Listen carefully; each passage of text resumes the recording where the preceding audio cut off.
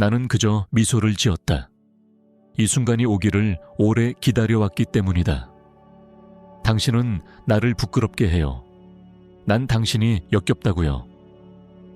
며느리인 지은이 손에 쥔 와인잔을 바들바들 떨며 말했다. 손님들은 조용해졌고 식당의 공기는 얼어붙었다. 나는 천천히 손을 들어 웨이터를 불렀다. 그가 내 신호를 인식하자 식당 한쪽 벽에 걸린 대형 스크린 TV가 켜졌다. 웨이터가 음악을 끄고 준비한 영상이 재생되기 시작했다. 사람들이 어리둥절해하는 사이 화면 속에는 한 여성이 등장했다. 바로 지은이었다.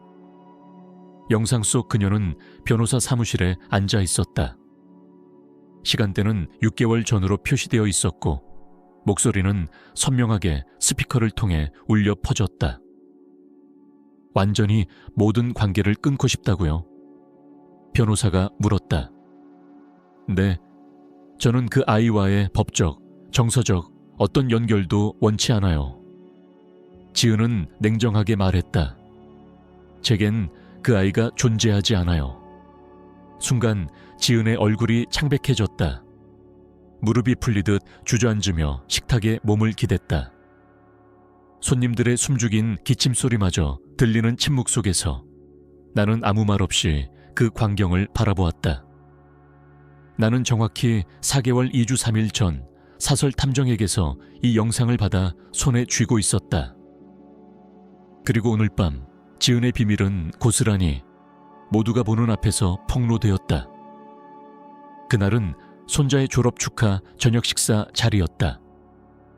정우는 하버드 로스쿨을 장학생으로 졸업했고 그 자리에 모인 가족 모두가 자랑스럽게 그를 바라보고 있었다. 내 가슴은 터질 듯한 기쁨으로 벅찼다.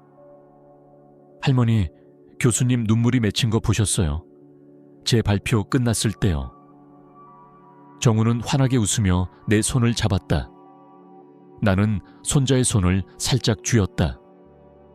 건설 현장에서 방학마다 일하며 단련된 굳은 살이 느껴졌다. 넌 언제나 말로 사람 마음을 움직이는 재능이 있었지. 네 할아버지가 살아계셨다면 얼마나 자랑스러워 하셨을까. 바로 그때였다. 분위기가 싸늘하게 식어가는 걸 느꼈다. 제발 이제 그만 동화 같은 이야기 좀 그만하세요. 지은이 날카로운 목소리로 말했다. 테이블 근처에 있던 몇몇 손님들의 시선이 우리 쪽으로 쏠렸다. 지은은 자리에서 일어나 조용히 테이블을 바라보며 말했다. 이 여자는 그녀는 나를 가리켰다. 다정한 할머니인 척 해왔지만 실은 완전히 창피한 존재에 불과해요. 나는 미동도 하지 않았다. 그녀의 말에 상처받은 얼굴을 보이고 싶지 않았다. 당신은 공공장소에 나설 때마다 우리 가족을 부끄럽게 만들어요. 입고 다니는 옷은 어디서 주워온 것 같고 말하는 건 시대에 뒤떨어졌고 사람들 앞에서는 도무지 체면을 지킬 줄 몰라요. 나는 내 드레스를 내려다보았다. 짙은 네이비색, 고상하고 단정했다. 그러나 지은이 말하는 건 단순히 옷차림이 아니란 걸 알고 있었다. 그녀는 내 존재 자체를 모욕하고 싶었던 것이다. 나는 15년 동안 이 여자가 우리 가족의 일부라는 걸 감추기 위해 얼마나 애썼는지 몰라요.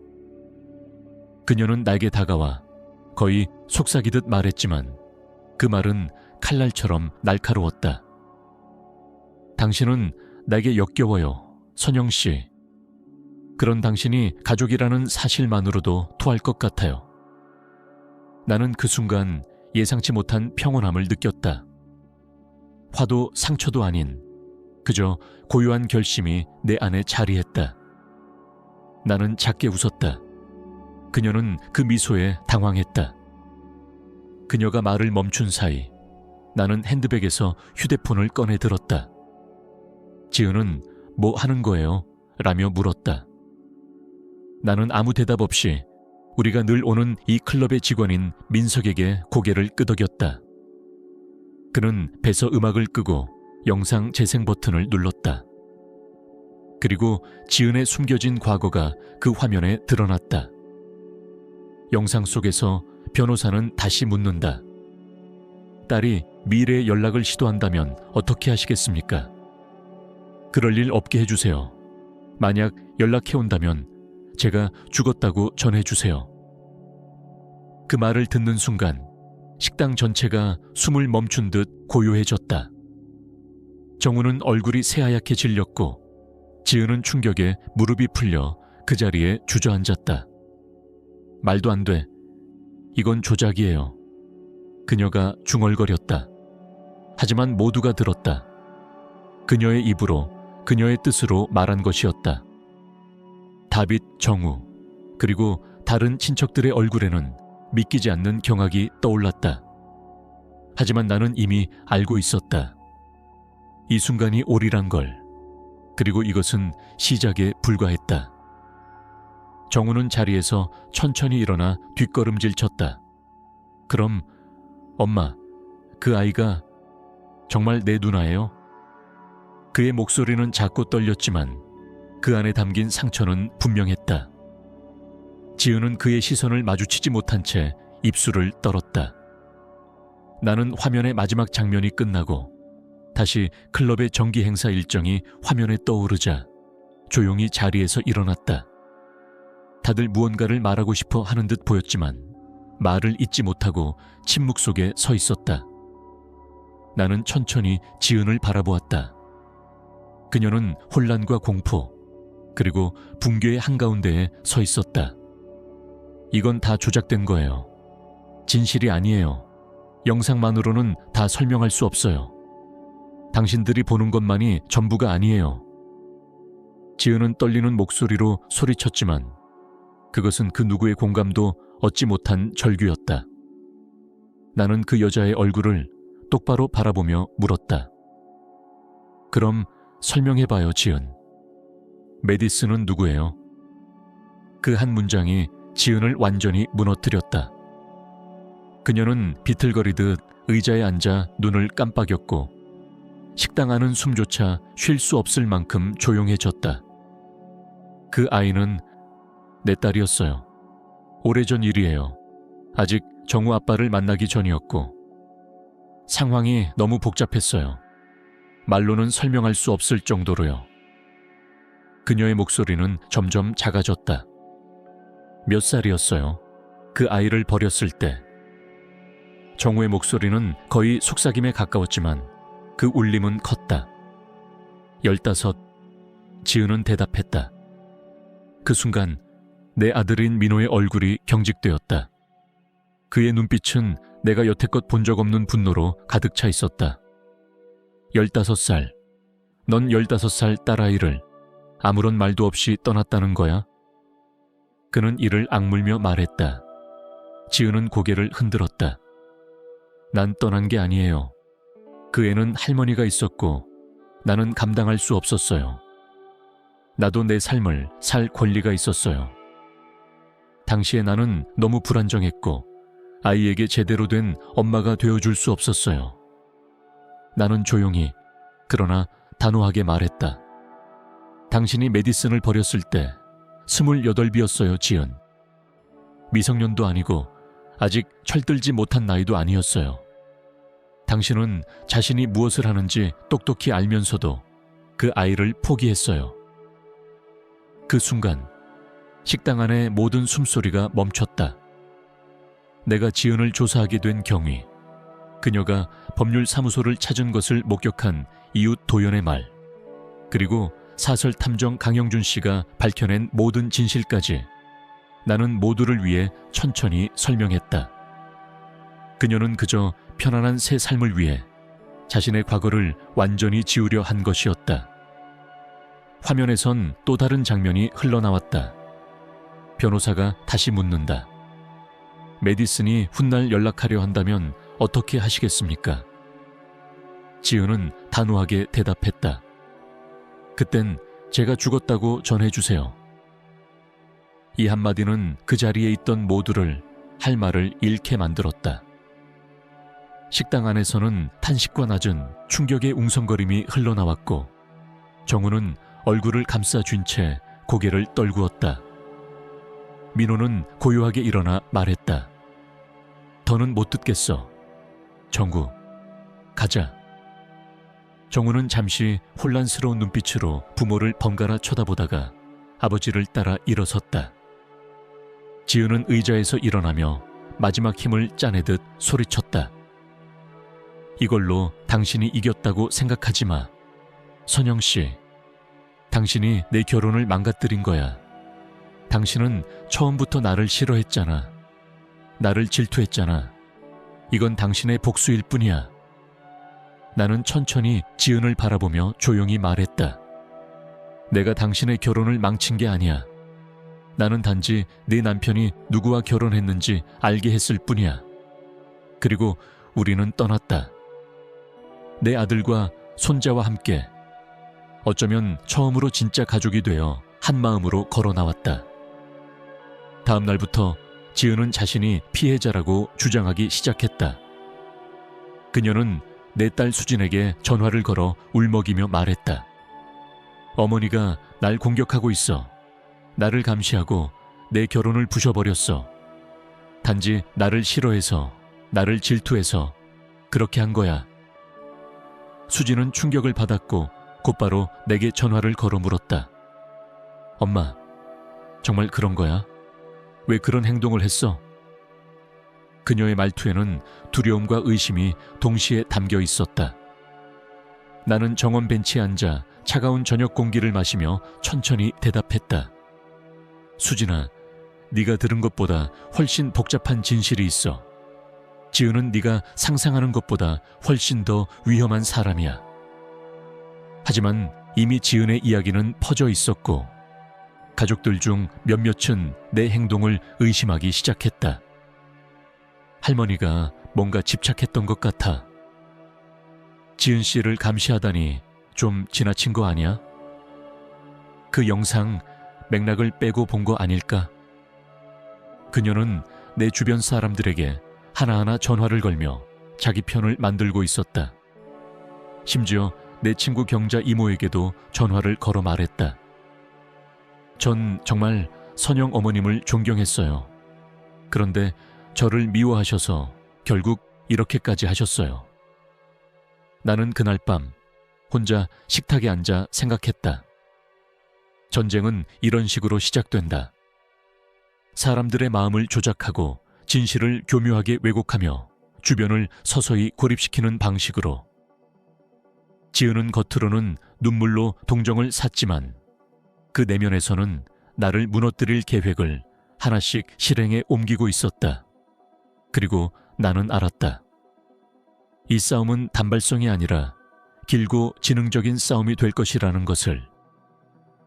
이틀 후 나는 내 딸 수진과의 통화를 마친 후 정원에 앉아 있었다. 정우의 졸업식 날 이후 가족들이 보낸 전화는 대부분 비슷한 패턴을 따랐다. 사촌 민정, 민호의 여동생 예진, 심지어 정우의 여자친구 유나까지 각자 다른 방식으로 내게 연락을 해왔다. 모두가 지은의 말에 귀를 기울이고 있었고 그녀는 자신을 피해자로 포장하는 데 성공하고 있었다. 그녀는 내가 사설 탐정을 고용해 그녀의 사생활을 침해했다고 주장하며 내가 단지 그녀를 미워해서 파괴적인 짓을 벌였다고 설명했다. 지은 씨가 그러는데요. 할머니가 영상에서 말한 건 다 과장됐대요. 메디슨이라는 사람 문제아였대요. 중학생 때부터 술 마시고 싸움하고 그런 아이였다고요. 누군가가 그렇게 말했을 때 나는 심장이 철렁 내려앉는 걸 느꼈다. 그녀는 이제 메디슨의 인격까지 왜곡하려 하고 있었다. 그날 저녁 민호가 전화를 걸어왔다. 그의 목소리는 차분했지만 나는 그 안에 담긴 거리감을 느낄 수 있었다. 엄마, 우리 얘기 좀 해요. 커피숍에서 보는 게 좋을 것 같아요. 중립적인 장소에서. 중립적인 장소. 그 단어는 마치 내가 어떤 위험한 존재라도 된 듯한 기분을 들게 했다. 다음 날 오후 나는 약속된 시간보다 조금 일찍 커피숍에 도착했다. 민호는 정시에 들어섰고 그의 얼굴에는 복잡한 감정이 엉켜 있었다.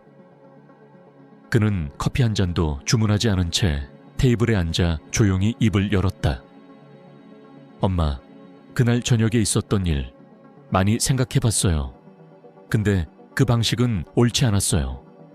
지은이 뭘 숨기고 있었다 하더라도 그렇게 공개적으로 망신을 주는 건 너무했어요.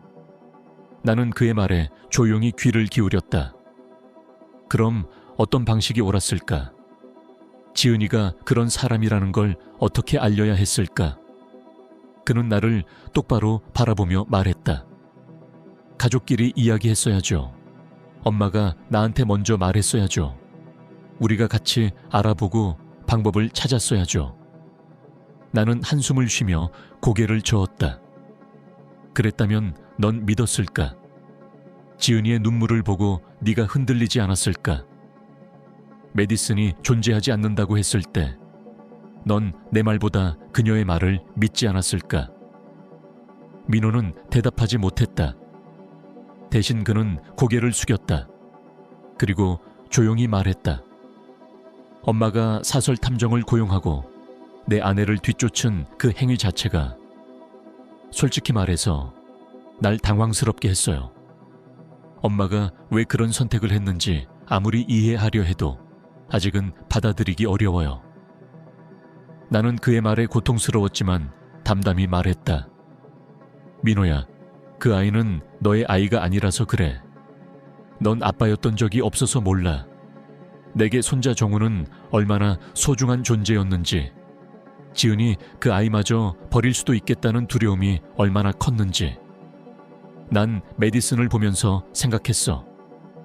이 여자는 언제든 필요 없어진 사람은 지워버릴 수 있는 사람이구나. 그게 내 아들을, 내 손자를 향할 수도 있다고 생각했어. 그래서 난 가만히 있을 수 없었어. 민호는 아무 말도 하지 않았다. 그의 눈빛은 여전히 복잡했지만 그 안에는 뭔가가 흔들리고 있었다. 며칠이 지나고 어느 저녁 예상치 못한 초인종 소리에 나는 놀랐다. 문을 열자 그곳에는 내가 사진으로만 봤던 한 젊은 여성이 서 있었다. 긴 갈색 머리에 단정한 청바지, 눈 밑에는 피로가 가득했지만 눈빛은 놀랍도록 또렷했다. 조선영 여사님 맞으시죠? 그녀가 말했다. 저는 이지은의 딸 메디슨입니다. 이야기할 수 있을까요? 나는 눈을 깜빡이며 그녀를 바라봤다. 믿기지 않을 만큼 그녀는 지은을 닮았지만 그 안에는 더 강인하고 조용한 힘이 있었다. 당신이 어떻게 나는 말끝을 흐렸다. 메디슨은 잠시 미소를 지으며 말했다. 저를 조사했던 사람이 있어요. 당신이 고용한 사설 탐정교. 그 사람 덕분에 진실을 알게 되었어요. 엄마가 살아있고 또 저를 완전히 지우려 했다는 걸요. 나는 조용히 고개를 끄덕이며 문을 열어 그녀를 안으로 들였다. 들어와요. 커피 마실래요? 그녀는 고개를 끄덕였다. 좋아요. 차보단 커피가 필요할 것 같아요. 우리는 부엌 식탁에 마주 앉았다. 그녀는 천천히 가방을 내려놓고 말했다. 제 삶을 누가 뒤쫓고 있다는 걸 알게 되었을 땐 무서웠어요. 하지만 곧 알게 됐어요. 그게 당신이었단 걸. 그리고 왜 그랬는지도요. 나는 그녀의 눈빛을 피해 커피를 내리며 조용히 말했다. 내가 지은이를 조사한 건 너에게 해를 끼치기 위해서가 아니었어. 오히려 반대였지. 난 정우와 내 아들을 지키고 싶었어. 그리고 너를 찾고 싶었어. 지은이가 무엇을 했는지 진실을 알고 싶었어. 메디슨은 커피잔을 손에 쥔 채 깊이 숨을 쉬었다. 당신이 아니었다면 저는 여전히 엄마가 죽은 줄 알고 있었을 거예요. 그게 제게 가장 충격적인 사실이었어요. 엄마는 그냥 떠난 게 아니라 일부러 제게 죽었다는 거짓말을 꾸며냈어요. 조사해보니 허위 사망신고서도 있었어요. 엄마는 저를 찾을 수 없게 만들려고 완벽하게 사라졌던 거예요. 나는 그녀의 말을 들으며 숨을 삼켰다. 내 안에서 분노와 슬픔, 죄책감이 동시에 밀려왔다. 당신이 고통받았던 모든 시간, 그 모든 외로움과 버려졌다는 감정, 상상조차 할 수 없어. 나는 조용히 말했다. 그녀는 고개를 끄덕이며 말했다.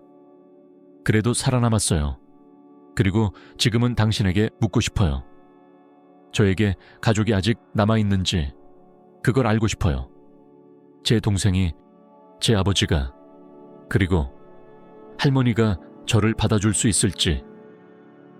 그녀의 말에 나는 자리에서 일어나 그녀의 손을 조용히 잡았다. 네가 오기를 기다렸어. 오래전부터. 그 주 토요일, 나는 오랜만에 화장을 하고 차를 운전해 민호의 집 앞으로 향했다. 집 앞에 도착하자 차 안에서 잠시 숨을 골랐다. 메디슨은 조용히 내 옆자리에 앉아 있었다. 그녀는 파란 원피스를 입고 긴 머리를 반묶음으로 정리한 모습이었다. 단정하고 겸손하면서도 당당했다. 그녀는 창밖을 바라보며 말했다. 준비됐다고는 할 수 없어요. 하지만 준비가 될 수 있는 순간이란 건 없는 것 같아요. 나는 고개를 끄덕였다. 그럼 그냥 함께 들어가자. 그리고 있는 그대로를 보여주자. 그녀는 작게 미소 지으며 문을 열었다. 문을 두드리자 민호가 나왔다. 우리를 보고 잠시 멍해졌던 그의 눈이 메디슨에게 멈췄다. 그녀를 처음 본 사람이 본다면 단지 낯선 젊은 여성일 뿐이었겠지만 민호는 단박에 알아봤다. 정구와 너무 닮았기 때문이다. 눈빛, 턱선, 말없이 서 있는 자세까지. 이쪽은 내가 말을 꺼내기도 전에 메디슨이 조용히 말했다. 안녕하세요. 저는 메디슨이에요. 지은 씨의 딸입니다. 민호 씨의 의붓딸이죠. 그 말에 민호는 숨을 삼키듯 조용히 고개를 끄덕였다. 들어오세요. 그는 짧게 말했다. 거실에는 이미 가족들이 모여 있었다. 지은은 부엌에서 누군가와 이야기를 나누고 있었고 정우는 소파에 앉아 있었다. 우리가 들어서자마자 공간 전체가 정지된 듯했다. 유나가 컵을 놓던 손을 멈추었고 사촌 예진이 놀란 눈으로 우리를 바라보았다. 지은은 잠시 후 몸을 돌려 우리를 바라보았고 그녀의 얼굴에서 핏기가 사라졌다. 마치 유령이라도 본 듯한 표정이었다. 메디슨? 그녀가 숨죽인 듯한 목소리로 말했다. 여기 왜 왔니? 메디슨은 한치도 물러서지 않고 말했다. 당신이 죽었다는 말을 믿고 3년을 슬퍼했어요. 근데 살아있었네요. 새 남편, 새 아들, 새 집, 새 인생까지. 저만 빼고요. 지은은 말을 잇지 못했고 민호가 조용히 나섰다. 지은 진짜야. 네가 메디슨에게 네가 죽었다고 하게 만든 거. 지은은 고개를 저으며 한 발 다가왔다. 당신들은 몰라. 메디슨은 그 애는 너무 힘든 아이였어. 문제를 일으키고 학교에서 사고를 치고 나는 감당할 수가 없었어. 나도 살아야 했어. 그러자 메디슨은 조용히 그러나 단호하게 대답했다. 나는 모범생이었어요. 성적은 상위권이었고 방과 후에는 아르바이트해서 할머니 약값을 보탑니다. 무슨 사고를 쳤다는 거죠? 그저 존재 자체가 당신에게는 불편했던 거 아니었어요. 거실이 숨죽인 듯 조용해졌다. 그녀는 가방에서 서류철을 꺼내 민회에게 건넸다. 여기요. 제가 말한 게 사실이라는 증거들이에요. 엄마가 법적으로 제 권리를 포기한 서류, 거짓 사망 증명서, 그리고 누군가에게 돈을 주고 그 거짓말을 퍼뜨리게 한 내역까지. 민호는 서류를 천천히 넘기며 입을 다물었다. 그의 눈앞에서 지은의 이름으로 서명된 공식 문서들이 하나하나 현실을 증명하고 있었다. 그는 얼굴이 붉어졌다가 금세 창백해지며 더 이상 말을 잇지 못했다. 전구가 조용히 일어나 메디슨에게 다가갔다. 내가 누나가 있었던 거예요? 그의 목소리는 어리둥절함과 동시에 설렘, 혼란, 분노가 섞여 있었다. 이제야 알게 됐지만, 그렇죠. 정확히는 이복 누나. 메디슨은 작게 웃으며 말했다. 하지만 나는 네가 동생이라고 생각하고 싶어. 그 순간 지은은 마치 자신이 통제권을 되찾으려는 듯 소리쳤다. 모두 오해하고 있어요. 이건 다 맥락 없이 편집된 정보일 뿐이에요. 나는 그 아이를 위해 최선을 다하려 했어요. 그냥 그게 내 방식이었을 뿐이야. 그러자 민호가 서류철을 탁자에 내려놓고 조용히 말했다. 이게 네 최선이었어. 아이를 법적으로 포기하고 죽었다고까지 하게 만들고 새 인생을 위해 과거를 지워버리는 게 그 아이를 위한 거였다고. 지은은 아무 대답도 하지 못했다. 전구가 말했다. 엄마는 날 진심으로 사랑해요.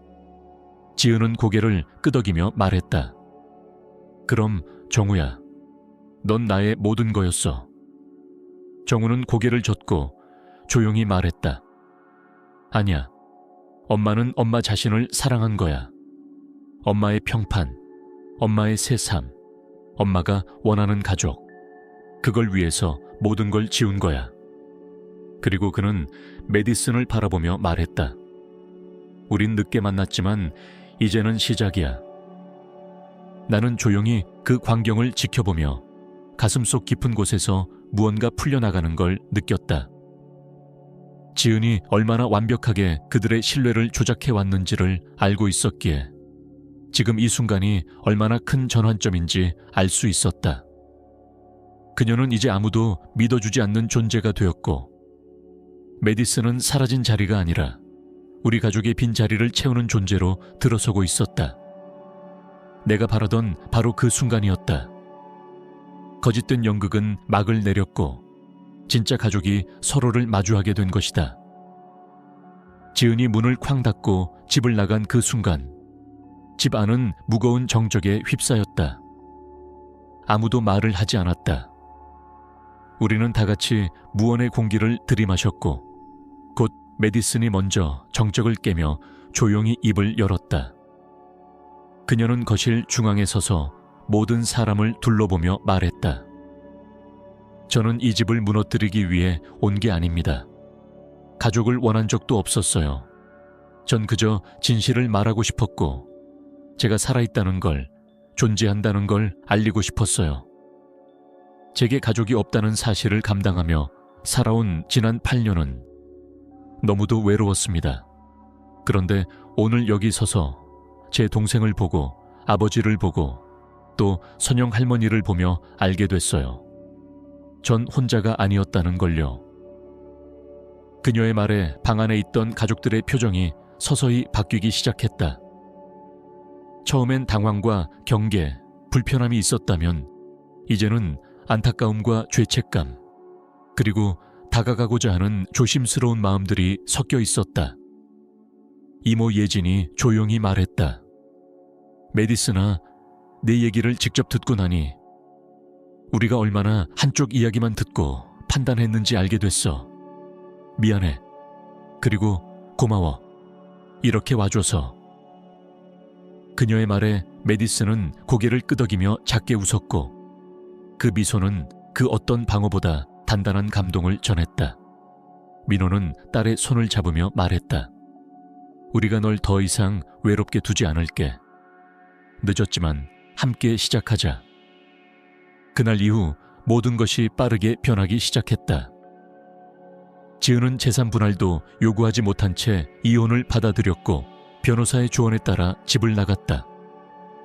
그녀는 다시 어딘가에서 새 삶을 시작했겠지만 이곳에서 그녀의 이름은 더 이상 언급되지 않았다. 민호는 메디슨의 학비를 지원하기 시작했고 정우는 방학 동안 함께 지내며 그녀를 도왔다. 둘은 점점 가까워졌고 어색한 사이를 넘어서 진짜 남매처럼 서로를 챙기고 배려했다. 어느 일요일, 나는 부엌에서 저녁을 준비하고 있었고 거실에서는 세 사람이 영화에 대해 토론하며 웃고 있었다. 그 웃음소리를 들으며 나는 조용히 눈가를 닦았다. 그날 저녁 메디슨은 접시를 닦던 손을 멈추고 나를 바라보며 말했다. 할머니, 처음 이 집에 왔을 때 나는 누군가 나를 내쫓을까봐, 다들 나를 미워할까봐 두려웠어요. 그런데 지금은 여기가 내 집 같아요. 내 자리가 생긴 것 같아요. 나는 그녀의 손을 꼭 잡았다. 그 자리는 원래부터 내 자리였어. 늦게 왔을 뿐이지. 그녀는 고개를 끄덕이며 미소 지었고 그 미소 속에는 지난 수년간의 외로움을 이겨낸 성숙한 힘이 담겨 있었다. 며칠 후 정우는 메디슨에게 조용히 말했다. 누나가 내 인생에 들어오지 않았다면 난 아직도 엄마가 어떤 사람인지 몰랐을 거야. 나는 항상 엄마가 날 얼마나 사랑하는지만 봤으니까. 근데 이제 알겠어. 어떤 사랑은 조건이 있고 어떤 가족은 진짜가 아니었단 걸.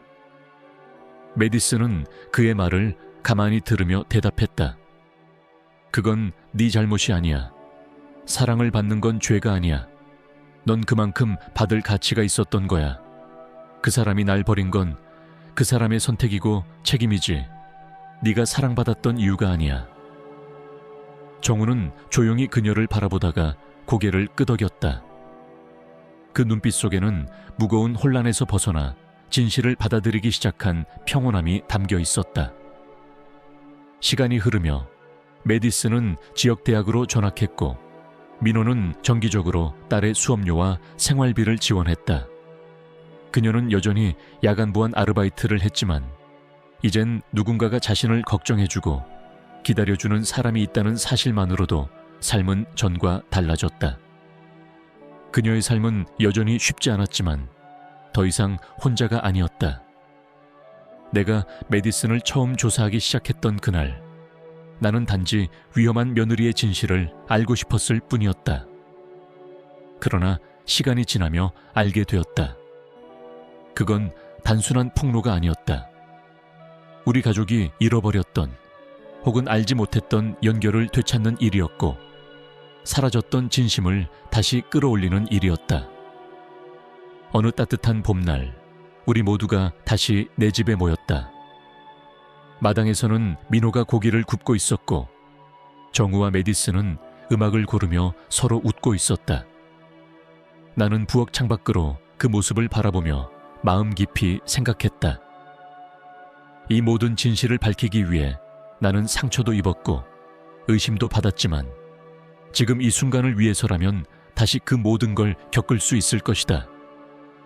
메디슨은 사라진 이름이 아니었다. 그녀는 우리가 몰랐던 그러나 필요했던 퍼즐의 마지막 조각이었다. 우리는 이제 온전했다. 처음으로. 그날 저녁 정우는 식사를 마친 후 메디슨에게 사진첩 하나를 건넸다. 그 안에는 그동안 가족 모임에서 찍힌 사진들, 졸업식과 생일 파티, 휴가와 크리스마스 저녁처럼 따뜻한 순간들이 담겨 있었다. 그녀는 사진을 넘기며 웃고 고개를 끄덕이고 때로는 조용히 숨을 내쉬었다. 그 안엔 그녀가 없었다. 하지만 이젠 앞으로의 사진에는 그녀가 있을 것이다. 그녀는 가족의 일부가 되었고 우리 곁에 머무를 것이다. 나는 부엌에서 그 모습을 바라보며 생각했다. 어떤 진실은 고통스럽지만 그 진실이 세상에 드러났을 때야말로 진정한 치유가 시작된다는 것을. 지은이 떠난 자리는 더 이상 상처로 남아있지 않았다. 오히려 그 빈자리를 통해 우리는 서로를 더 깊이 이해하고 다시 연결될 수 있었다. 며칠 후 나는 정원에서 장미를 다듬고 있을 때 메디슨이 다가와 벤치에 앉았다. 그녀는 햇살 아래 얼굴을 살짝 찡그리며 말했다. 할머니, 요즘 꿈을 꾸면 이상하게도 엄마가 자꾸 나와요. 예전 기억이 아니라 최근의 모습으로요. 여전히 나를 모른 척하는 엄마. 그리고 나는 그냥 그 앞에 서 있어요. 아무 말도 못하고. 나는 그녀의 손등을 감싸며 말했다. 그건 네 마음속 깊은 곳에서 여전히 정리되지 않은 감정이 있다는 뜻일 거야. 상처는 쉽게 아물지 않아. 특히 버려진 상처는. 그녀는 고개를 끄덕였다. 근데 이상하게도 그 꿈을 꾸고 나면 덜 무서워요. 이제는 깨어났을 때 여기가 있다는 게, 이 집이 있다는 게 무섭지 않아요. 내가 돌아올 수 있는 곳이 생겼다는 게요. 나는 그 말을 듣고 조용히 그녀를 안아주었다. 네가 이 집을 찾아온 게 아니야. 이 집이 널 기다린 거야. 오래전부터.